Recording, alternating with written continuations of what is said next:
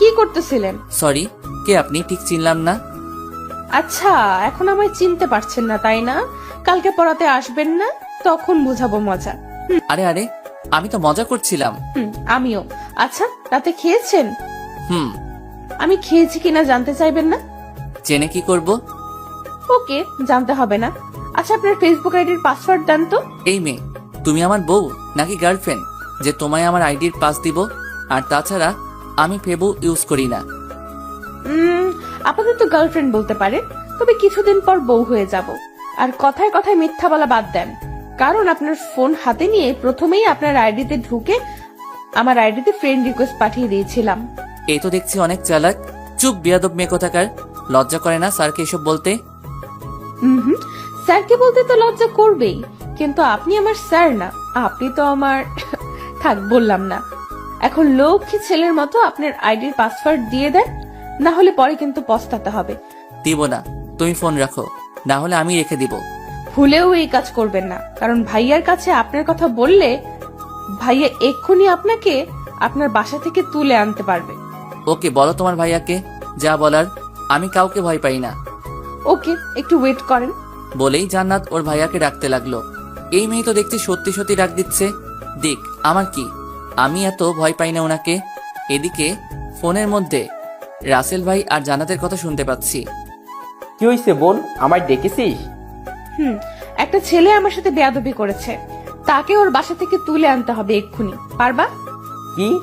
কার এত সাহস যে আমার বোনের সাথে বেয়াদবি করছে? নাম বল শুধু ছেলেটার, এখনই ওই ছেলেকে তুলে আনবো। তুমি একটু বাহিরে যাও, আমি ওর ডিটেলস এনে তোমাকে বলছি। ওদের এমন কথা শুনে তো আমার ভয়ে হার্টবিট বেড়ে যেতে লাগলো। জান্নাত যদি আমার নাম বলে তাহলে তো সত্যি সত্যি রাসেল ভাই আমায়। না না, এসব আমি কি ভাবছি। এখন পাসওয়ার্ড দিবেন নাকি মাইর খাবেন, বলেন? পাসের জন্য তুমি তোমার স্যারের এমন করবা? ভাইয়া বাহিরে দাঁড়িয়ে আছে, তাড়াতাড়ি পাস দেন, নইলে ভাইয়াকে ডেকে আপনার নাম। আমার নাম্বারের শেষ 7 অক্ষরই আমার আইডির পাস। বাধ্য হয়ে দিতেই হলো, না হলে কপালে দুঃখ আছে, বুঝতেই পারছি। কত ভালো আমার বাবু তো। পাস তো দিলাম, ফোন রাখো, এখন আমি ঘুমাবো। ওকে, গুড নাইট, কাল ভার্সিটিতে দেখা হবে। কিছু না বলে ফোনটা কেটে দিলাম। তারপর মোবাইলটা একপাশে রেখে ঘুমিয়ে পড়লাম। পরের দিন সকালবেলা অনেক তাড়াতাড়ি ঘুমটা ভেঙে গেল। সময় কাটছে না দেখে মোবাইলটা হাতে নিয়ে একটু ফেবুতে লগ ইন করলাম। ফেবুতে ঢুকতেই আমার চোখ কপালে ওঠার পালা। এ আমি কি দেখছি? এটা কিভাবে হলো? আমার এত স্বাদের আইডি। কারণ জান্নাত হয়তো গতকাল রাতে আইডির পাস নিয়ে আইডিটা ডিঅ্যাক্টিভেট করে রেখেছে, যার ফলে আজ আইডিতে ঢুকতে পারছি না। তারপর আবার আইডিটা অ্যাক্টিভেট করে আইডিতে ঢুকে দেখি অনেক মেয়েদের ব্লক করে রাখা হয়েছে, যারা আমায় অযথাই মেসেজ দিত। আমি অবশ্য ওদের কারোর সাথেই কথা বলতাম না। কিছুক্ষণ পর ভার্সিটি যাওয়ার সময় হয়ে এলে রেডি হয়ে নিলাম। তারপর বাসা থেকে বের হয়ে সোজা ভার্সিটিতে চলে এলাম। ক্লাসে বসে আছি আর সবাইকে পড়াচ্ছি। এমন সময় জান্নাতের দিকে তাকাতেই দেখি মেয়েটা আমার দিকে তাকিয়ে মিটমিট করে হাসছে। ওর হাসি দেখে আমার গা জ্বলছে। তারপর ক্লাসটা করিয়ে চলে আসলাম অন্য ক্লাসে। এইভাবে একের পর এক ক্লাস শেষ করে আরেক ক্লাসে গিয়ে ক্লাস করাতে লাগলাম। ভার্সিটি ছুটি হয়ে গেলে সকল ছাত্রছাত্রীরা একে একে বাসায় চলে যেতে লাগলো। আমি একটা রিক্সা নিয়ে সোজা বাসায় চলে আসলাম। বাসায় এসে হাত মুখ ধুয়ে খাওয়া দাওয়া করে রুমে এসে কিছুক্ষণ রেস্ট নিতে লাগলাম। দেখতে দেখতে সন্ধ্যা হয়ে আসলো। জান্নাতকে পড়ানোর সময় হয়ে গেছে। রেডি হয়ে জান্নাতের বাসায় চলে আসলাম। জান্নাতের রুমে এসে দেখি ও রুমে নেই। আবার ওয়াশরুমের ভিতরে কে যেন নড়াচড়া করছে, হয়তো জান্নাতই হবে। একটা চেয়ার টেনে বসে পড়লাম আর জান্নাতের জন্য ওয়েট করতে লাগলাম। কিছুক্ষণ পর জান্নাত ওয়াশরুম থেকে বেরিয়ে এসে আমার সামনে দাঁড়ালো। গায়ে একটা শর্ট প্যান্ট আর পরনে একটা শার্ট। আরে, আপনি কখন আসলেন? এই তো একটু আগে। ও সরি, আসলে গোসল করতেছিলাম, তাই একটু লেট হয়ে গেল। না ঠিক আছে। আপনি ওই দিকে তাকিয়ে কথা বলছেন কেন? আমার দিকে তাকান। অনেক লেট হয়ে গেছে, পড়তে বসো এখন। কিছুক্ষণ কি যেন করলো, তারপর আবার আমার পাশে এসে একটা চেয়ার টেনে বসে পড়লো। আচ্ছা জান্নাত, একটা কথা বলি। বলেন। এইসব ছোট ছোট প্যান্ট আর ছেলেদের মতো গায়ে সবসময় শার্ট না পরলে হয় না? আসলে এসব ছাড়া আমার অন্য কোনো কাপড় নেই। ইসলামে নারীদের জন্য পর্দা ফরজ করা হয়েছে। এখন তুমি যদি মুসলিম হয়ে বিধর্মীদের মতো চলাফেরা করো, তাহলে কি কেউ বলবে যে তুমি মুসলিম পরিবারের মেয়ে?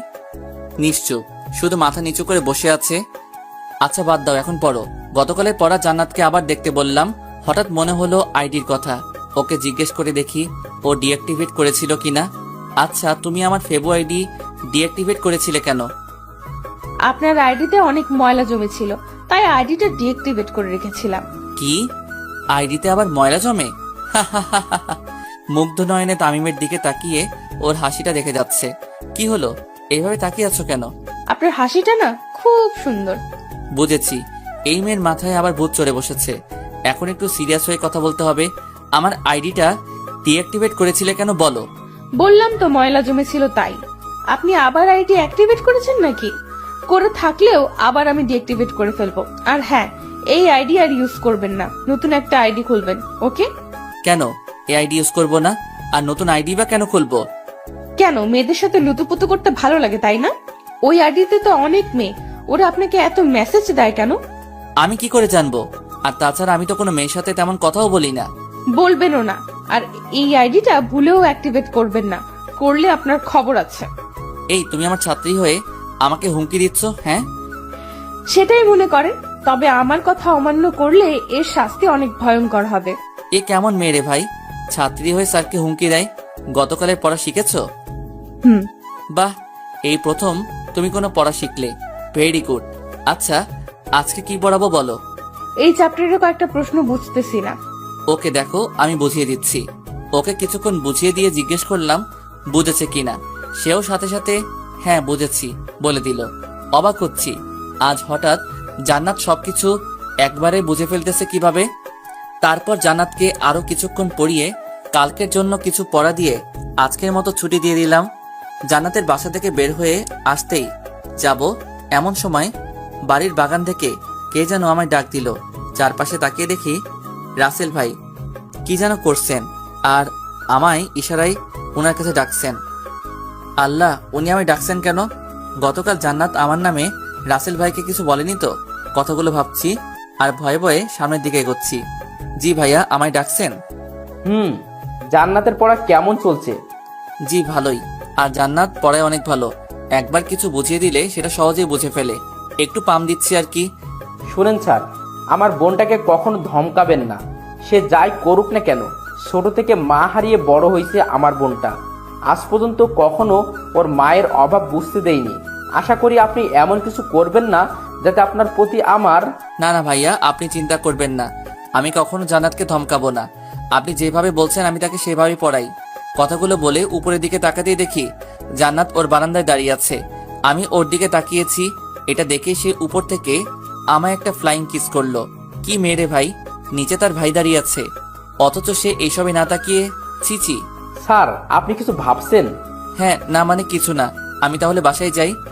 ওকে, যান। আর ওইখানে দাঁড়িয়ে না দেখে ওদের বাসা থেকে বেরিয়ে সোজা আমাদের বাসায় চলে আসলাম। রাতের খাবার খেয়ে শুয়ে আছি, এমন সময় ফোনে জান্নাতের কল আসলো। প্রথমবার রিং হতে হতে কেটে গেল, দ্বিতীয়বার ফোন আসলে ইচ্ছে করে কেটে দেই, কারণ এই মেয়ের সাথে কথা বলার কোনো ইচ্ছাই নেই আমার। এইভাবে কয়েকবার কল কেটে দেওয়ার পর কিছুক্ষণ পর জান্নাতের নাম্বার থেকে ফোনে একটা মেসেজ আসলো। মেসেজটা ছিল এরকম: শেষবারের মতো কল দিব, যদি না ধরেন তাহলে কাল ভার্সিটিতে আসার আগেই হসপিটালে বেডে শুতে হবে। জান্নাতের এরকম মেসেজ দেখে একটু ভয় পেলাম, যেমন মেয়ে বলা যায় না, সত্যি সত্যি কিছু করে ফেলতে পারে। আবার ওর নাম্বার থেকে কল আসলো, এবার সাথে সাথে রিসিভ করলাম।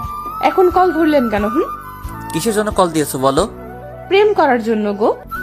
দেখো, ঢং করবা না, যা বলা তাড়াতাড়ি বলে ফেলো। আমি ঘুমাবো, কাল আবার ভার্সিটি আছে। আমি ঢং করি তাই না? ওকে যান, কিছু বললাম না, আপনি ঘুমান। তবে তার আগে আমায় একটা ইয়ে দেন।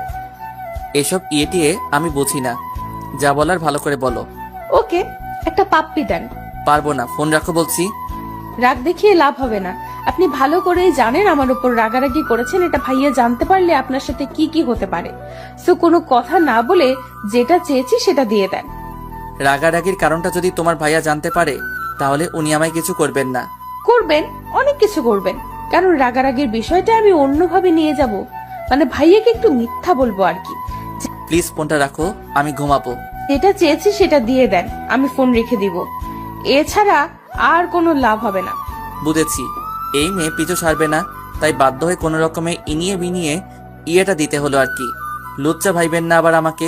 তারপর জান্নাত ফোনটা কেটে দিল আর আমিও শান্তিতে বিছানায় গাটা এলিয়ে দিয়ে শুয়ে পড়লাম। পরের দিন ভার্সিটিতে এসে ক্লাসে বসে সবাইকে ক্লাস করাচ্ছি।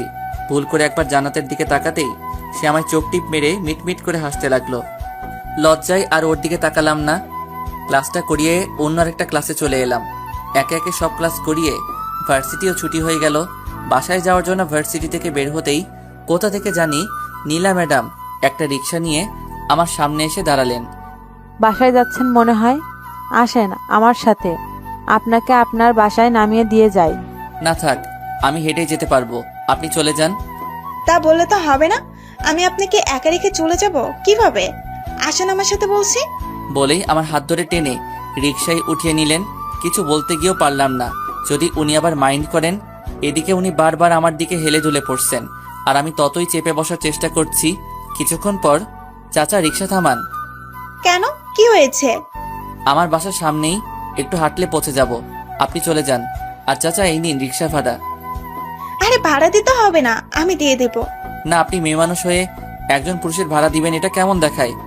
একটা মুচকি হাসি দিয়ে চলে গেলেন। আমিও আর দাঁড়িয়ে না থেকে সোজা বাসায় চলে আসলাম। বাসায় এসে হাত মুখ ধুয়ে দুপুরের খাবার খেয়ে নিলাম। সন্ধ্যাবেলা জান্নাতকে পড়ানোর জন্য ওর বাসায় চলে এলাম।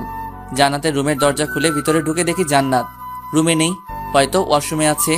এটা ভেবে আমি রুমের ভিতরে ঢুকে পড়লাম। সাথে সাথে রুমের দরজা ঠাস করে বন্ধ হয়ে গেল। পিছনে তাকাতেই কে যেন আমার হাত টেনে ধরে দরজার সাথে চেপে ধরলো। সে আর কেউ না, জান্নাত। এই কি করছো? ছাড়ো আমায়। কেন এখন ছাড়বো কেন? অন্যদের সাথে তো ভালোই ঘেঁষাঘেঁষি করতে পারেন। মানে আমি আবার কি করলাম? এখন সাধু সাজা হচ্ছে তাই না? আরে কি আবল তাবল বকছো? আমি করেছিটা কি সেটা তো বলবা নাকি? কেন গতকাল যে নীলা ম্যাডামের সাথে এক রিক্সায় বাসায় গেলেন মনে নেই? খুব মজা হয়েছিল গতকাল, তাই না? এই রে, জান্নাত এসব জানলো কি করে? তাহলে কি নীলা ম্যাডামের রিক্সায় ওঠার সময় জান্নাত আমাকে দেখে ফেলেছিল? না মানে আসলে আমি তো... হ্যাঁ, এখন এটাই তো বলবেন যে আমি ইচ্ছে করে রিক্সায় উঠিনি, উনি জোর করে আমায় তুলেছেন, তাই তো? তার মানে তুমি সব দেখেছো, আর আমার কি দোষ বলো? উনি তো আমায়... চুপ করেন, লজ্জা করে না নিজের বয়সে বড় মেয়েদের সাথে লুতুপুতু করতে? তুমি কিন্তু বেশি করে ফেলছো।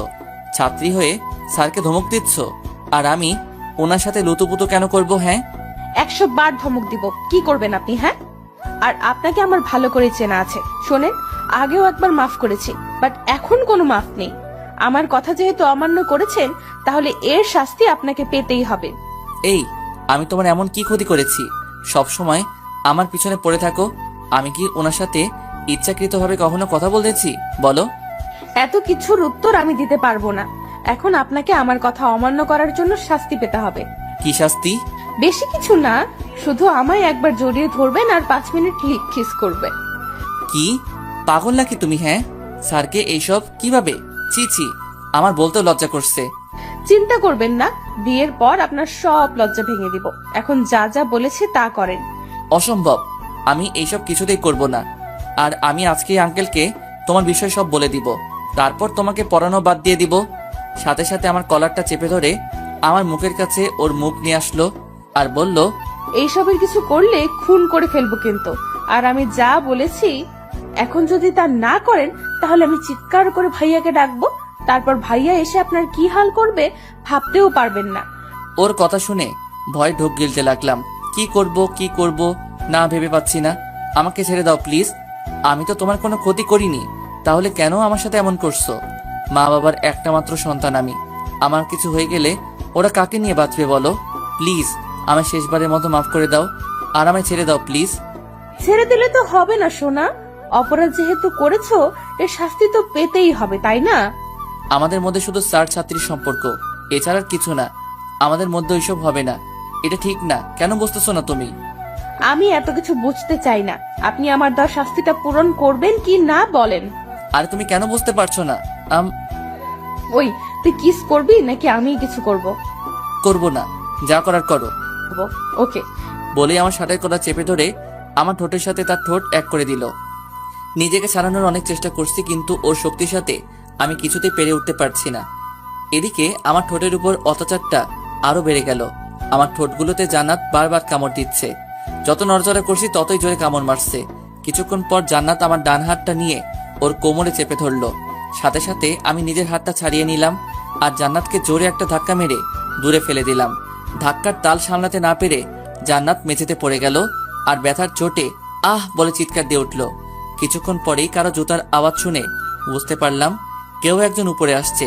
এর কয়েক সেকেন্ড পর কে যেন রুমের বাহির থেকে দরজায় টুকা দিল আর বলল, বোন, কি হয়েছে? তোর চিৎকার দিলি কেন?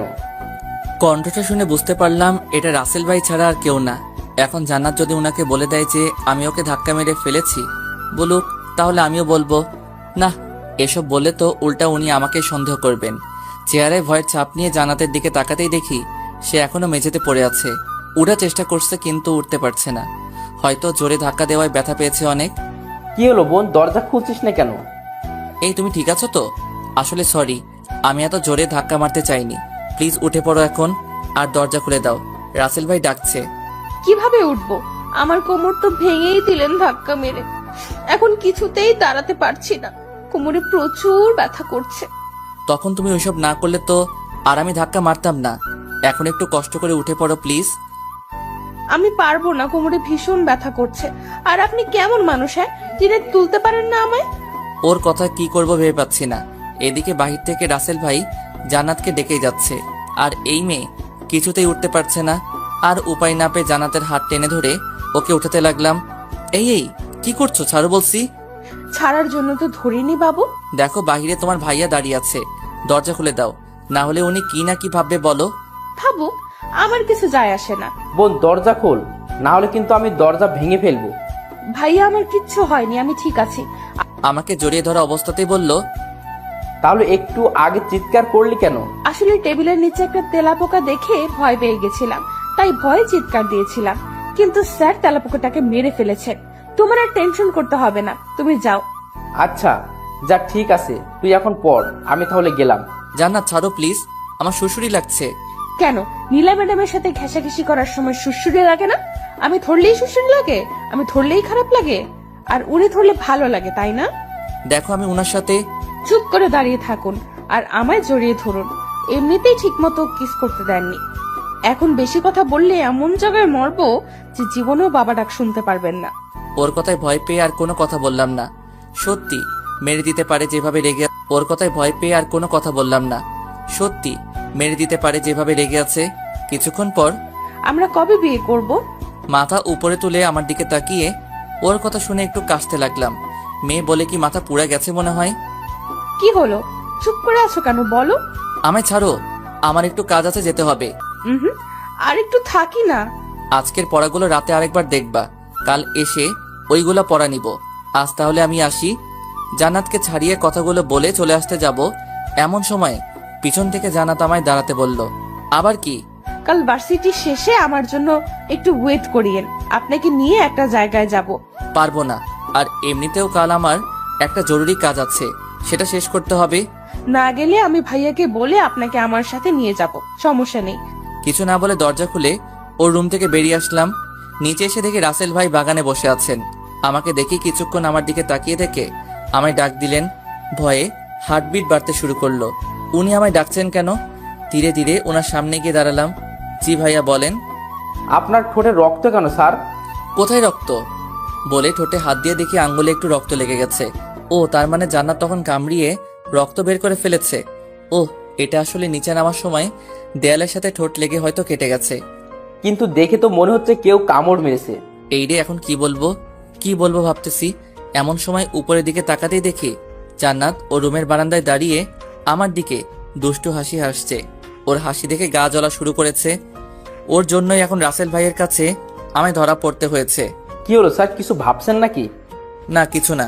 তাড়াহুড়ো করে সিঁড়ি বেয়ে নামতে গিয়ে দেয়ালের সাথে ঠোঁট লেগে যায়, আর হালকা দাঁতও লেগে গেছিল, তাই হয়তো এমন হয়েছে। ও আচ্ছা। জি আচ্ছা, তাহলে আমি আজ আসি। তারপর ওদের বাসা থেকে বের হয়ে সোজা বাসায় চলে আসলাম। বাসায় ঢোকার সময় হাত দিয়ে মুখটা ঢেকে রুমে চলে এলাম, না হলে ঠোঁটের বিষয়টা আম্মুর চোখে পড়লে বাধা যাবে না। রুমে এসে আয়নার দিকে তাকিয়ে ঠোঁটগুলো দেখে খুব রাগ হতে লাগলো জান্নাতের উপর। কামড়িয়ে একদম ঠোঁটের অবস্থা কাহিল করে ফেলছে। রাতের বেলা খাবারের আগে ঠোঁটগুলো ড্রেসিং করে খাবার খেতে গেলাম। চুপচাপ খেয়ে দিয়ে আবার রুমে চলে এলাম। রুমে এসে ফেবো আইডিটা অ্যাক্টিভেট করে কিছুক্ষণ নিউজ ফিড ঘোরাঘুরি করে মোবাইলটা রেখে ঘুমিয়ে পড়লাম। পরের দিন সকালবেলা ঘুম থেকে উঠে ফ্রেশ হয়ে হালকা নাস্তা করে ভার্সিটিতে চলে এলাম। ক্লাসে জান্নাত আজ তেমন দুষ্টুমি করেনি, এতে ক্লাস করাতে ভালোই লাগলো। এইভাবে একে একে প্রত্যেকটা ক্লাস করিয়ে শেষ হলে ভার্সিটি গেট দিয়ে বের হতে যাব। এমন সময় স্যার একটু দাঁড়ান। পিছনে ফিরে দেখি সে আর কেউ না, জান্নাত। কখন থেকে ডাকছি, শুনতে পান না? কেন ডাকছো? বলেছিলাম না আপনাকে নিয়ে এক জায়গায় যাব। চলে